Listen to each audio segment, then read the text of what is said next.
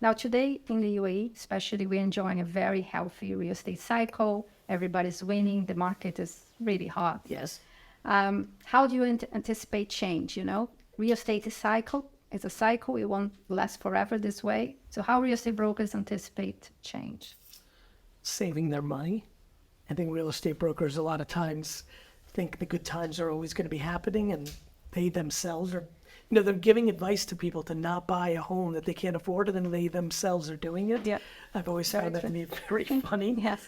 I think again, I know I'm beating a dead horse here, but one of the great things about building personal brand through social is when the market goes smaller, you get a bigger piece of the pie.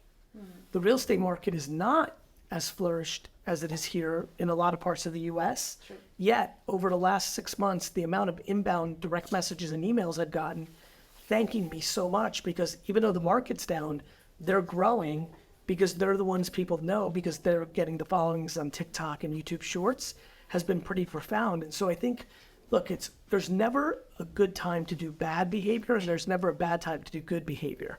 And so the more people put the deposits down now on executing on the model of creating demand, which I believe is being done through social media at scale right now, the more likely they'll be able to deal with the storm in 3, 7, 10 years, or whenever the inevitable down market happens, right? I'm talking to some people in line and here, well, we're this. Well, I'm like, China was that.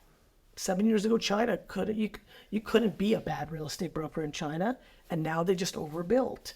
There's a lot of cranes in Abu Dhabi and Dubai right now. There's a lot of building, and eventually that math plays out. It might be 7 years, it could be 15 years, but eventually the math plays out. It always has, from New York to London to Shanghai. And so I highly recommend people be thoughtful during the good times so they can survive the bad times.